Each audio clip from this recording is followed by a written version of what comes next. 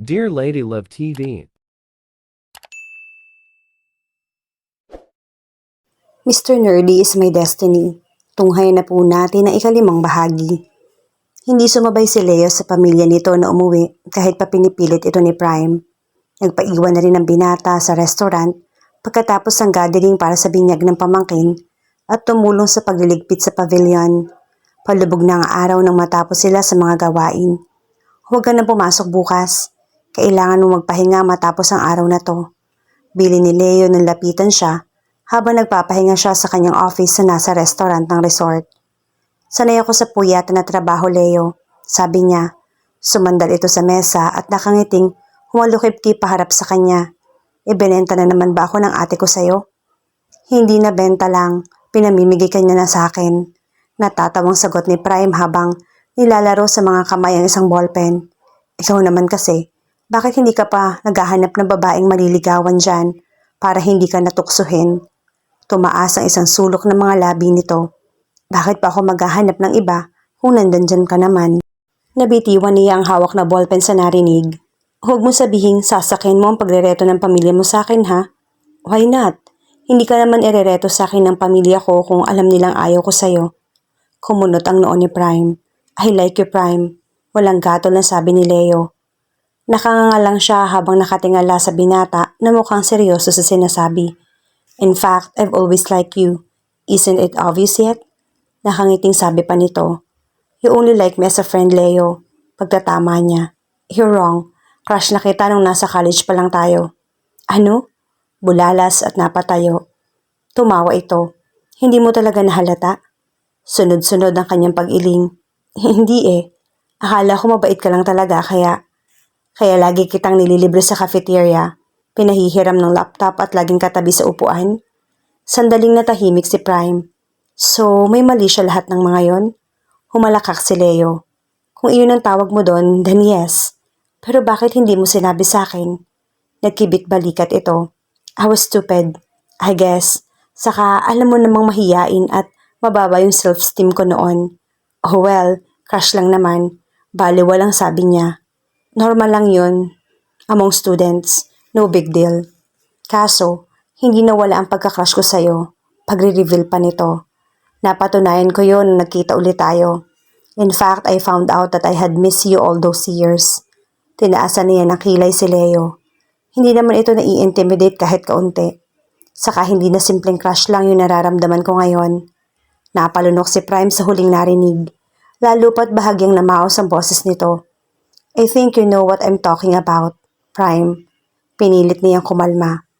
Hindi na siya isang teenager para magulantang pa sa ganoong usapin. She was almost 30 years old for crying out loud. So, yung sinabi mo noon sa akin na gusto mo akong halikan, hindi lang dahil sa tama ng alak. Nakangiting umiling si Leo. I don't get drunk easily. I've told you that. You really wanted to kiss me that night? Yes. Bakit hindi mo tinuloy? Ayokong samantalahin ang pagkakataon. Isa pa, you were still hurting over Jason at that time. He boyishly sniggered. Saka takot akong maumbag mo. Bumuga ng hangin si Prime. Parang nawala lahat ng pagod niya. Buhay na buhay ang lahat-lahat sa kanya dahil sa hindi inaasahang pagtatapat ni Leo. Did it excite her? And need I yes that we almost kissed at the golf course last week? Hindi nagsalita si Prime. Useless na para mag-deny. Ramdam niya ang pag-iinit ng kanyang magkabilang pisngi. May pag-asa ba ako? Ungot pa nito. Noon na siya diretsyong tumingin kay Leo. Wala. Buong-buong sagot niya. Kumunot ang noo ng lalaki. Busted na agad? Kaya ka ba mabait sa akin? Ipinasok mo ang kapatid ko sa trabaho, tapos ginawa mong restaurant manager dito para magpalapad ng papel at baka sakaling hindi ako makatanggi kung manliligaw ka? Of course not. Matigas na tanggi nito. Gusto talaga kitang tulungan at alam kong qualified ka para sa trabahong ito. But well, I'm glad that you took the job because I want you to stay in the country. Dahil gusto kitang laging nakikita at nakakasama. Hindi kita kayang ligawan kung nasa ibang bansa ka dahil hindi ako marunong manligaw sa telepono. Gusto ko ng harapan. I'm sorry, Leo. Naglakad siya palapit sa salaming bintana. Nasabi ko naman sa iyo na wala akong balak mag-asawa, hindi ba? Pwes ako ang sisira sa balak mong yan. Tumayo ito sa tabi niya. Mukhang hindi talaga siya tatantanan. Hinarap siya ni Leo. Kung si Jason nga ang gustong gusto ko noon ay nagawa kong bastidin, sabihin mo nga kung ano ang kaibahan mo sa kanya para mapagbago mo ang isip ko. Jason gave up on you at once. I won't give up that easily. Napanganga siya. Matindi nga ang paninindigan ng kumag. And I also think that you like me, Prime. That the attraction is mutual. Parang siguradong sabi nito. You want me to. Itatanggi ba niya? Magiging katawa-tawa lang siya kung susubukan niya mag-deny. You want me to prove it? Hamon pa ni Leo. Sa lubong ang mga kilay na tumingin si Prime sa binata. I'm going to kiss you. Mahinang sabi nito at nilapat ang isang kamay sa kanyang leeg. And we both know that you can't say no. Hindi nga niya kayang humindi. Tumiklop ng kusa ang kanyang dila. The touch of his hand on her skin was enough to make her too helpless to resist. Agad na umawa ang kanyang bibig. Ang dibdib niya ay nag-umpisang kumabog. Alam niya sigurado si Leo na ayaw niyang tumanggi, na wala siyang kakayahang tumanggi, kaya pinagpatuloy nito ang balak. Unang dampi pa lang ng bibig nito sa kanyang mga labi ay impit niyang nagawang mapaungol sa nakakaliyong pakiramdam na dulot niyon.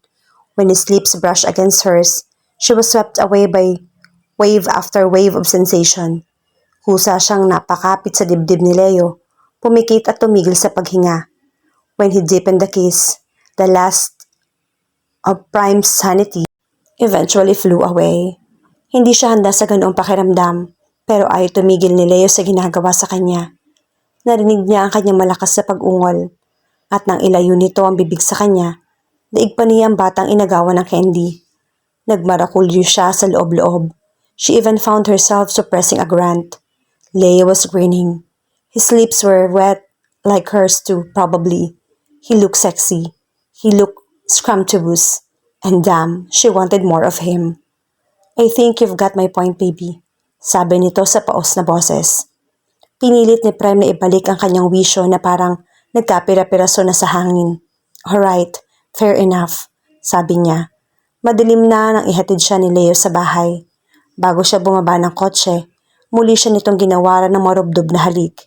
He was already a master of that move, she thought, as he was able to persuade her mouth to respond shamelessly. Kapwa sila naghahabol ng hininga na maghiwalay. Mabuti na lang, madilim na at heavily tinted ang mga bintana ng kotse, kaya hindi sila naaninag ng kanyang inang nasa tindahan.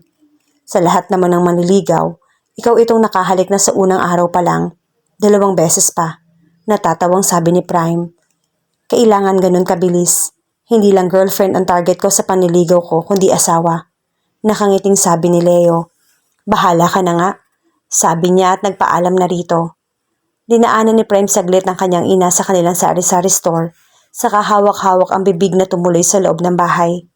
Pagpasok sa kwarto, agad niyang ibinagsak ang katawan sa kama. Halos kalahating oras na siyang nakahiga nang sakalang ma-realize kung ano ang kanyang pinasok. Hindi niya nagawang magmatigas para tanggihan si Leo. Bakit hindi niya nasabi rito ang totoong dahilan kung bakit ayaw niya mag-asawa? It would have been so easy. Leo could have chickened out like Jason, pero lumipad talaga sa kawalan ang tamang pag-iisip niya dahil sa biglaang pagtatapat ni Leo na sinamahan pa ng mga maiinit na halik. He had kissed her twice at hindi siya nakatanggi. She had literally melted in his arms, given into his hot, delicious kisses. Doon pa lang ay sukol na siya. May pagnanasa rin siya kay Leo Celeste at hindi niya alam kung paano iyon pipigilan o kung gusto nga niyang pigilan. Bago sa kanya mga ganoong pakiramdam, she felt exhilarated. She was on fire at siya na siguro ang pinakamalaking tangang babae kung hindi siya bumigay. Nagdiriwang ang kalooban ni Leo. Hindi siya binasted ni Prime o napigilan niyang bastidin ito. Hell no, he was not going to give up that easily. Malas lang ng Jason na yon at bumigay kaagad. Mapapasa kanya rin si Prime. Tiwala lang ang kailangan. Wala siyang ginustong hindi niya nakukuha. Payag siyang gawin kahit ano para sa mga mithiin niya sa buhay at ang mithi niya ngayon ay ang pagkakaroon ng asawa. Natagpuan na ni Leo ang tamang babae para doon. Kailangan na lamang na itong mapapayag na pakasalan siya. Aaminin niyang bago bumalik sa Pilipinas si Prime, hindi niya naisip na nanaisin niya itong maging asawa dahil sa sinabi nitong walang balak magpakasal.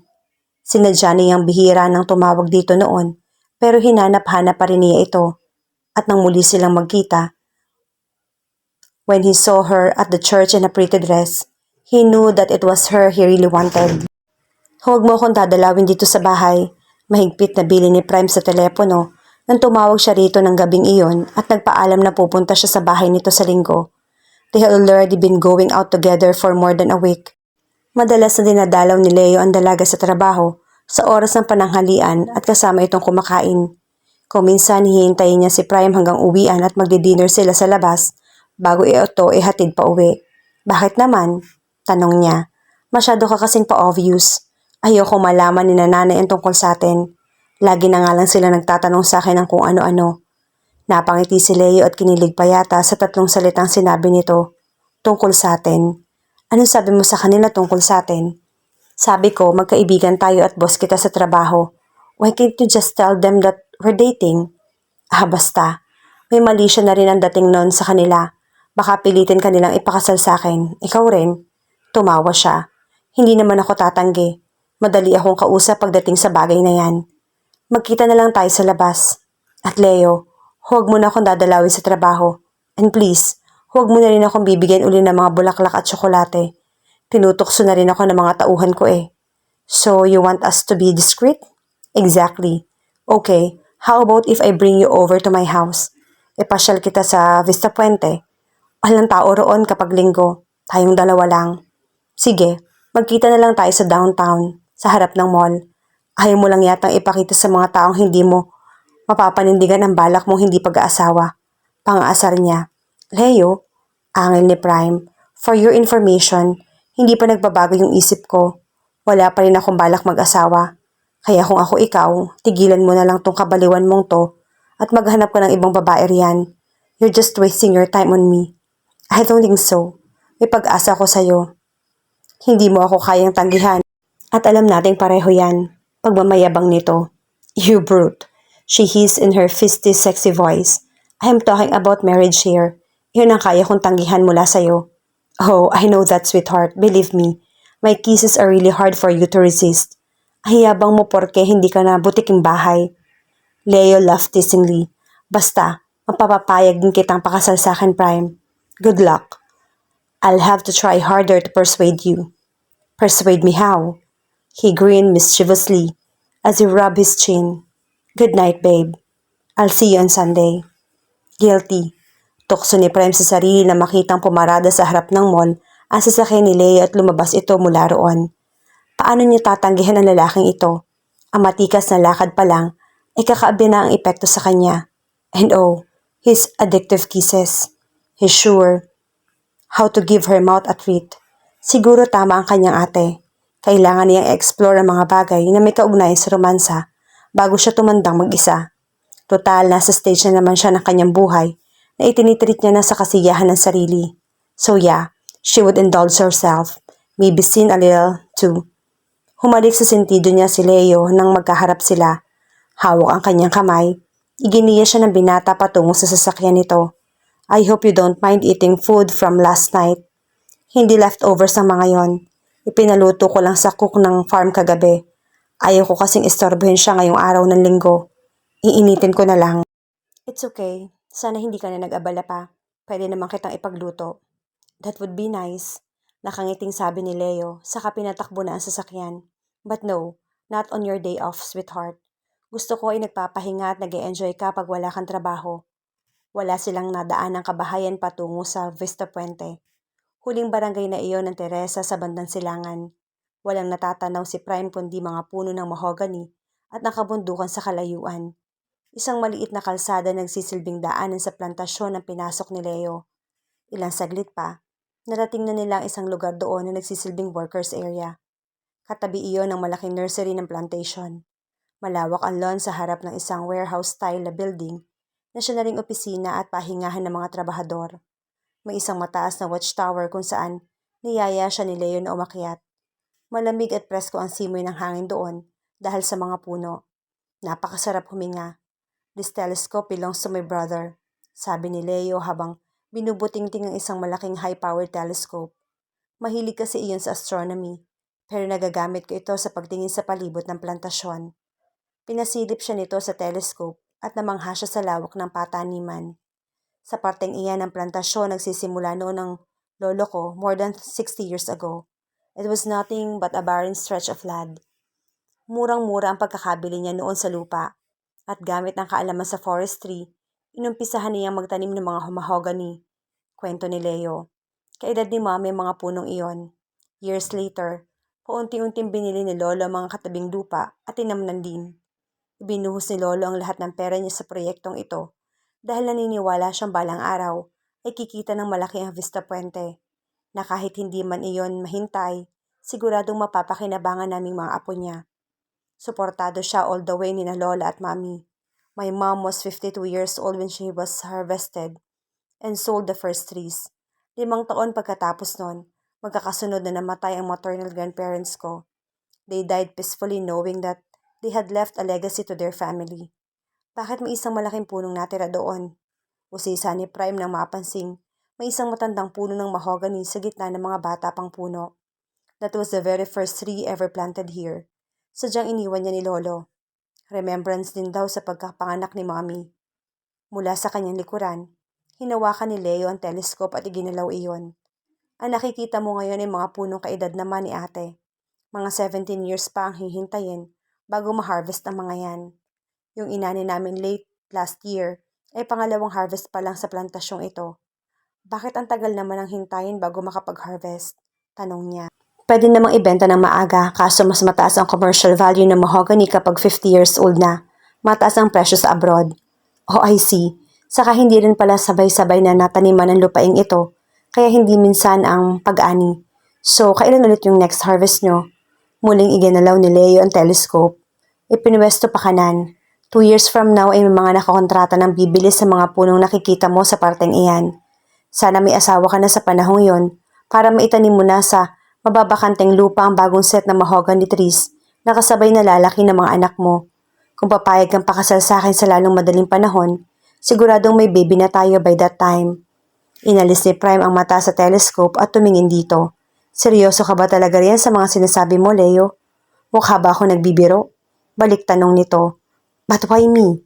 Napakaraming babae riyan na pwede mong maging girlfriend, yung hindi ka napahihirapan. None of those girls became my friend, Prime. Hell, I don't even like any of them. Pero tayong dalawa, nag-umpisa tayo bilang magkaibigan. Magandang pundasyon iyon sa isang relasyon. I mean, maghanap ka ng talagang wife material. But you are wife material.